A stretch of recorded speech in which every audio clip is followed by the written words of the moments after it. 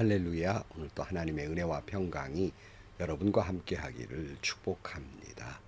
오늘 또 묵상의 말씀을 통해서 나에게 말씀하시는 하나님의 음성을 듣는 은혜로운 시간이 되기를 축복합니다. 이 시간 하나님께서 우리에게 허락해 주신 말씀은 느헤미야 13장 23절에서 31절 말씀입니다. 그때에 내가 또 보니 유다 남자들이 아스돗과 안몬과 모압의 여자들을 데리고 와서 아내로 삼았는데 그들 사이에 태어난 아이들의 절반이 아스돗 말이나 다른 나라 말은 하면서도 유다 말은 못하였다. 나는 그 아버지들을 나무라고 저주받을 것이라고 하면서 야단을 치고 그들 가운데 몇몇을 때리기도 하였으며 머리털을 뽑기까지 하였다. 그런 다음에 하나님을 두고서 맹세하게 하였다.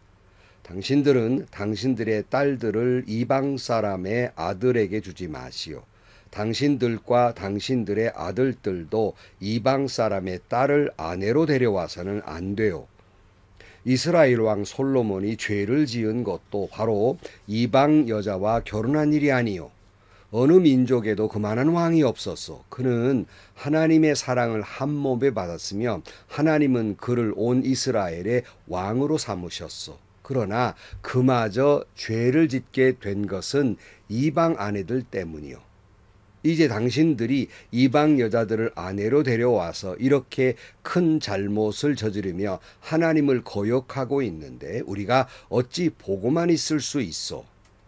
대제사장 엘리야십의 손자인 요야다의 아들 가운데 하나가 호론 사람 산발랏의 사위가 되었기에 나는 그 자를 내 앞에서 얼씬도 못하도록 쫓아냈다. 나의 하나님 그들을 잊지 마십시오. 그들은 제사장직을 더럽히고 제사장과 레위 사람의 언약을 저버린 자들입니다.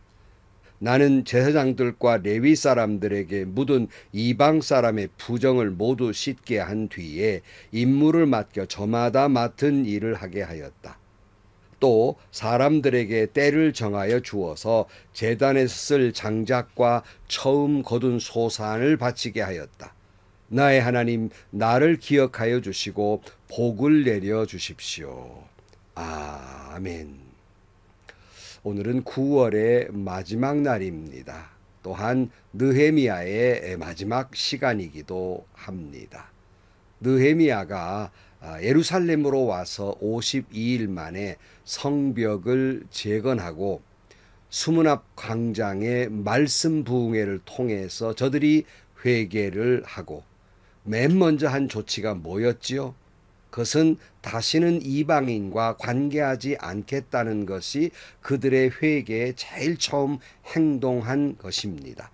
9장 2절 말씀에 보면 이스라엘 자손은 모두 이방 사람과 관계를 끊었다. 그들은 제자리에 선 채로 자신들의 허물과 조상의 죄를 자백하였다. 그랬어요. 저들은 서명을 하면서 맹세를 합니다. 다시는 그러지 않겠다고 맹세를 해요. 그런데 이 느헤미야가 아닥사스다 왕을 아련하려고 좀 간 사이에 이게 다 뒤집혀버리고 맙니다. 이들의 맹세와 서약은 다 깨져버리고 말아요. 우리가 그 내용은 지난 시간에 살펴본 대로 맹세한 대로 이방 사람과 끊겠다는 저들이 모압과 암몬 사람들과 섞여 살게 되었으며 안식일을 성수일 잘하겠다고 하던 사람들이 안식일을 제대로 지키지 아니했으며 또한 하나님 앞에 예물을 드리고 11조를 드리겠다고 자기들의 책임을 다하겠다는 맹세와 서약을 제대로 지키지 않았으며 다시는 성전을 버려두지 않겠노라고 맹세한 저들은 성전을 제대로 찾지도 않았으며 심지어 성벽을 돌봐야 레위 사람들마저도 밭으로 돌아가 다른 일을 하게 되었던 것입니다.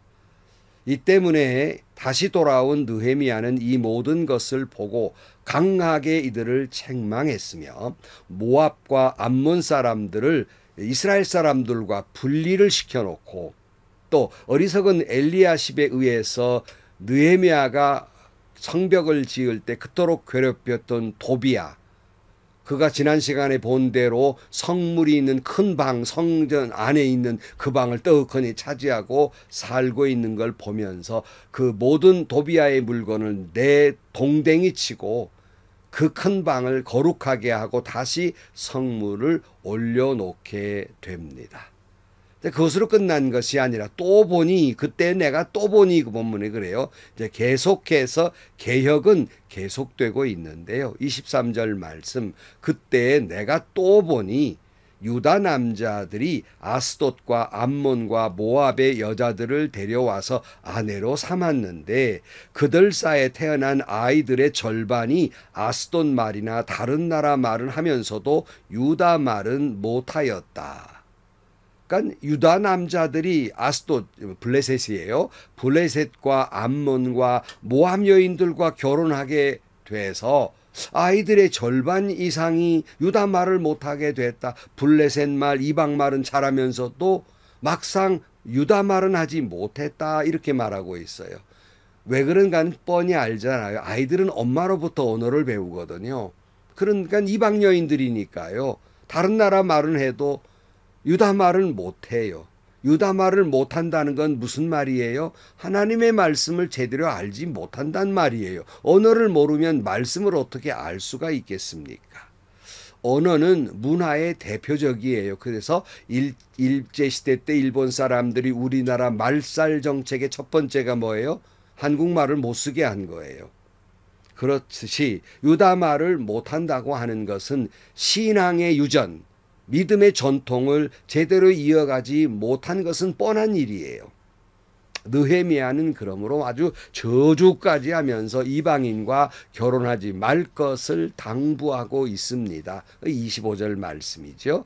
나는 그 아버지들을 나무라고 저주받을 것이라고 하면서 야단을 치고 그들 가운데 몇몇은 때리기도 하였으며 머리털을 뽑기까지 하였다.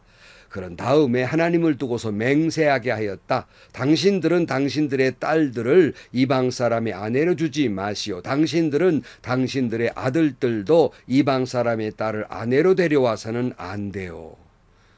아주 과격한 반응을 보였죠. 야단할 뿐만 아니라 어떤 사람은 아주 그냥 때리기도 하고 또 어떤 사람은 아주 그냥 머리끄댕이를 잡고 흔들어 머리털을 뽑아놓기도 했단 말이에요.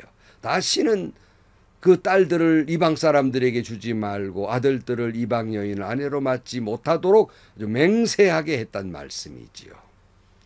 하나님 성전 안에 이 거룩을, 영적 거룩을 해치던 것을 아주 과격하게 몰아낸 거예요. 마치 예수님이 성전 안에 장사하던 사람의 아주 상을 둘러 엎은 것처럼 둘러 엎어버린 거나 마찬가지예요. 느헤미야가 도비아의 물건들을 밖으로 내 동댕이 친 것처럼 내 동댕이 친 거예요. 때려서라도 머리털을 뽑아서라도 그가 한 일은 영적 거룩을 지키기 위한 몸부림이었어요.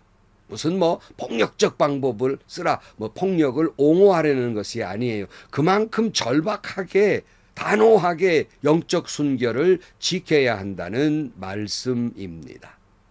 때로는 제가 섬기던 교회의 청년이나 부모님들이 이제 안 믿는 자들과 결혼하게 되면 제게 찾아와서 참 죄송하게 됐습니다. 그리고 좀 결혼하려고 하는 말씀들을 해요. 그러면서 변명을 하기를 시집 가서 전도해서 그 감은 그저 예수 믿게 하면 좋은 일이 아니겠습니까? 그런 말을 해요. 그러면서 믿지 않은 가정과 결혼하는 것을 변명하고 정당화하려는 그런 모습을 보일 때마다 제가 이런 대답을 합니다. 좋은 일이죠. 그렇게만 된다면 참 좋은 일입니다. 얼마나 좋은 일이겠습니까? 그런데요, 우리가 같이 예수 믿는 사람들끼리 만나 결혼을 해도 자라온 환경과 여러 가지 여건이 달라서 정말 부딪히며 어려움이 많은데 게다가 신앙마저 다르다면 이거는 하나에서 10가지 어려움이 있을 수밖에 없습니다. 그러나 정 그렇게 하시려거든 순교자의 마음으로 결혼해야 할 것입니다. 그것은 예수님이 십자가에 달려 죽기까지 물과 피를 흘리면서 우리를 구원하셨던 것처럼 그 가정에 가서 그렇게 십자가를 지고 물과 피를 쏟으며 죽을 것 같은 그런 모습으로 살 각오가 있으면 그렇게 해도 좋겠습니다. 한번 해보세요라고 그렇게 이야기하곤 했습니다. 느헤미야가 자신이 왜 그렇게 과격하게 했는지 설명을 그 다음에 보면 쭉 나오는데요. 이건 제가 여러 번 이런 대목을 할 때마다 솔로몬 이야기를 제가 거론했습니다. 느헤미야는 바로 저와 똑같이 솔로몬과 이방 여인과 결혼함으로써 우상숭배가 이 유다에 들어오고, 이 우상숭배가 들어오기 때문에 결국 그 결과로 남북이 갈라져 버리게 됐고, 북이스라엘도 남유다도 이방 사람들에게 망해버린 까닭은 이방 여인과 결혼했기 때문이라는 설명을 26절 이하에 하고 있는 거예요. 이스라엘 왕 솔로몬이 죄를 지은 것도 바로 이방 여자와 결혼한 일이 아니요, 어느 민족에게도 그만한 왕이 없었어. 그는 하나님의 사랑을 한 몸에 받았으며 하나님은 그를 온 이스라엘의 왕으로 삼으셨어. 그러나 그마저 죄를 짓게 된 것은 이방 아내들 때문이요. 이제 당신들이 이방 여자들을 아내로 데려와서 이렇게 큰 잘못을 저지르며 하나님을 거역하고 있는데 우리가 어찌 보고만 있을 수 있소라고 말하고 있어요. 게다가 더욱 언급되는 것은 대제사장 엘리야십의 손자 중 하나가 그저 느헤미야가 성전을 재건할 때 모욕하고 방해했던 산발랍의 사위가 됐던 거예요. 대제사장의 손자라고 하면 그도 대제사장 될 수 있는 가능성이 있는 손자인데 이방 여인과 결혼했단 말이 묵과할 수 없는 일이죠. 그래서 28절 말씀에 대제사장 엘리야십의 손자인 요야다의 아들 가운데 하나가 호론 사람 산발랏의 사위가 되었기에 나는 그 자를 내 앞에서 얼씬도 못하도록 쫓아냈다. 아주 단호하게 내쫓아버리고 만 거예요. 이 단호함, 내쫓은 것은 미워해서가 아니에요. 저주해서가 아닙니다. 바로 영적 거룩을 위한 결단이었다는 말씀입니다. 그러면서 29절 나의 하나님 그들을 잊지 마십시오. 그들은 제사장직을 더럽히고 제사장과 레위 사람의 언약을 저버린 자들입니다. 나는 제사장들과 레위 사람들에게 묻은 이방 사람의 부정을 모두 씻게 한 뒤에 임무를 맡겨 저마다 맡은 일을 하게 하였다. 또 사람들에게 때를 정하여 주어서 제단에 쓸 장작과 처음 거둔 소산을 바치게 하였다. 나의 하나님 나를 기억하여 주시고 복을 내려 주십시오.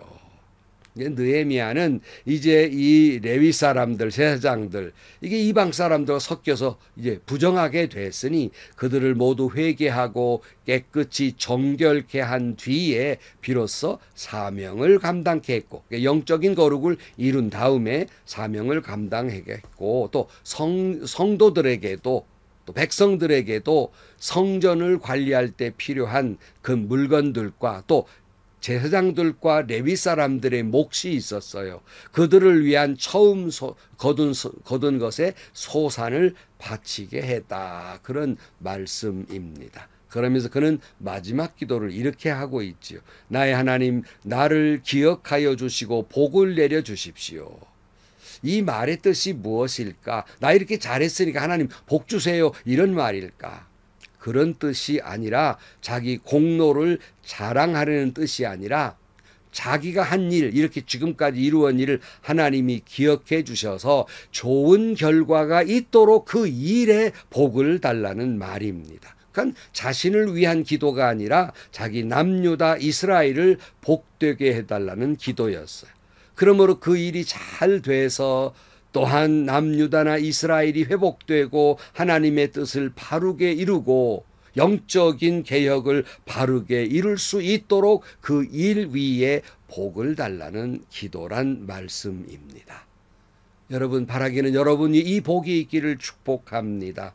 느헤미야가 성벽을 재건한 것처럼 무너진 여러분의 믿음의 성벽을 재건하기를 축복합니다.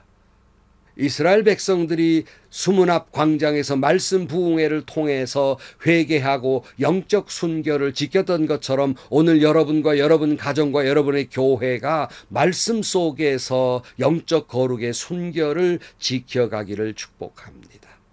그리고 개혁은 한 번으로 끝나는 것이 아니라 개혁은 계속되어야 하는 것입니다. 신앙의 개혁은 계속되어야 하는 겁니다. 개신교를 프로테스탄트라고 부르는 것은 저항하는 사람들이라는 뜻입니다. 우리는 뭐에 저항해야 합니까? 바로 사탄이 우리를 영적 세속화를 시키는 유혹으로부터 계속 저항하면서 때로는 이것이 철저하게 개혁함으로 말미암아서 회복해야 한다는 말씀입니다. 성도 여러분, 계속해서 사탄에게 저항하며 영적 거룩을 이루어서 여러분의 신앙이 거듭나서 하나님의 거룩을 이루어 가기를 주의 이름으로 간절히 축원합니다. 기도하시겠습니다. 하나님 아버지, 느헤미야가 남유다의 성벽만을 재건한 것이 아니라 그들의 영적인 거룩을, 신앙을 재건한 것처럼 우리의 믿음도 그처럼 다시 한번 일어서게 하시고 재건되게 하여 주옵소서.